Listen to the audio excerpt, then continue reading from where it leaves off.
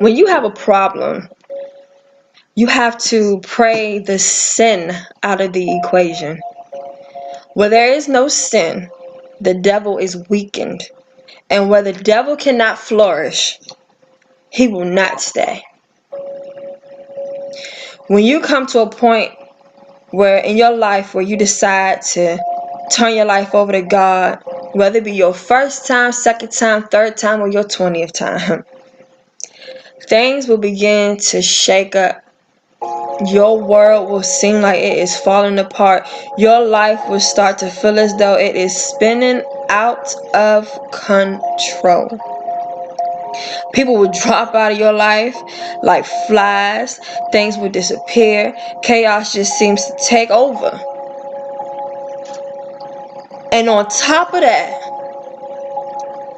ungodly spirits will act up.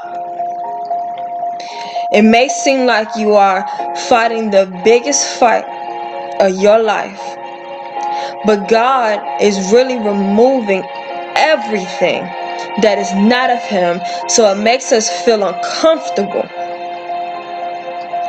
How many of you can say that God took something from you? Now, how many of you can admit that what God took from you, you weren't supposed to have in the first place? But when we turn to God, sometimes the people around you begin to act different. They may not even know why, but a spirit may come into them and attack you in their form. God uses people.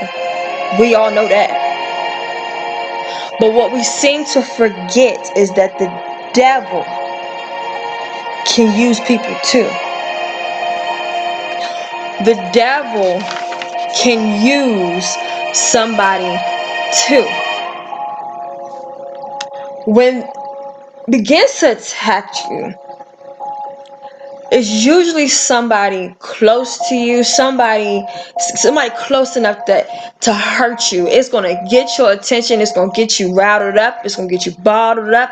It's going to get you feeling like you just ready to explode. It's going to grab your attention when the devil decides he wants to use somebody close to you. It is hard to ignore somebody that loves you hurting you. The devil is doing that because he wants to set you backward. That's his goal. His goal is to set you backwards, because if you move forward, you have become too powerful for him. So he needs you to stay where you are, and he needs you to backslide from where you came from.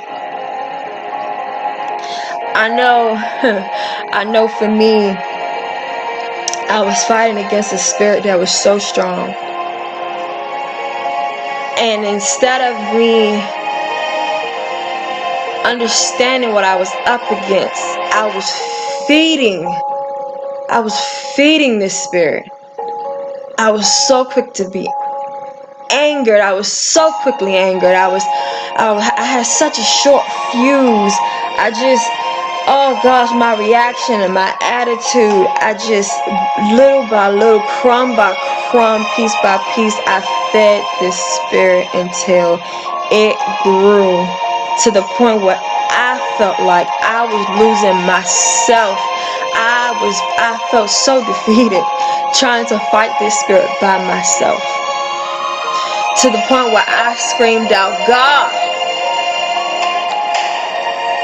you said you will stand up, you will rise up in my defense. This battle is not mine anymore, God. This battle was never mine, and I tried, and Lord, you know what? I'm stepping out of your way, because this is not something that I can do by myself.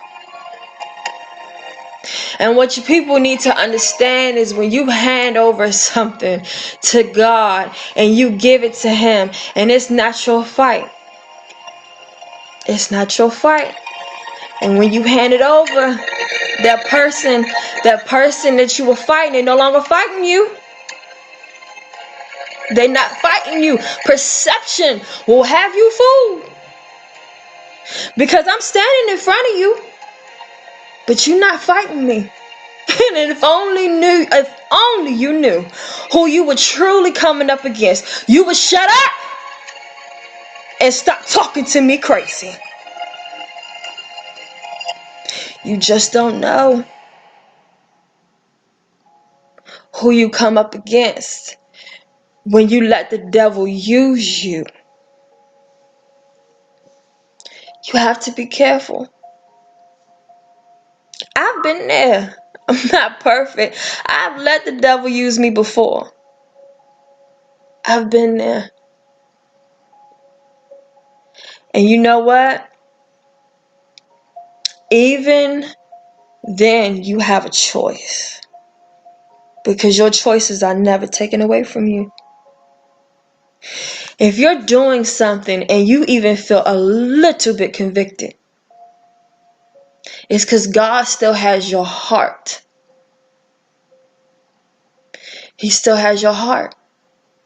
When you feel convicted and you know it's wrong, that's a sign that even when the devil is trying to come up in your life, God has not left you. He said he will never leave you nor forsake you. And whether you are the person that is fighting or you are the person that the devil is using, you have the same choice. Surrender. Let go. Let God have his way, no matter what side you're on.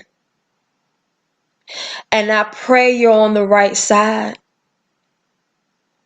But none of us are perfect. None of us are perfect. We've all had our moments. I've had my moments. Well, we slip up. And it's so easy.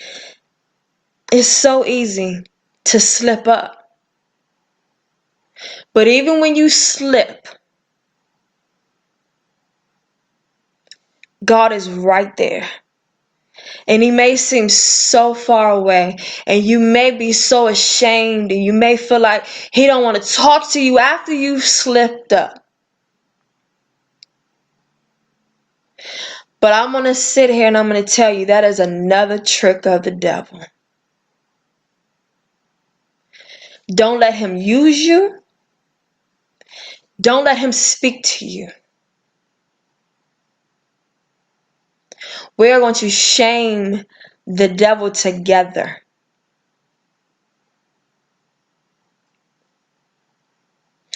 So whether you are fighting your greatest fight, and I know it's hard, but you will get through that thing. And there truly is peace on the other side. And I literally just got mine. I just got my peace.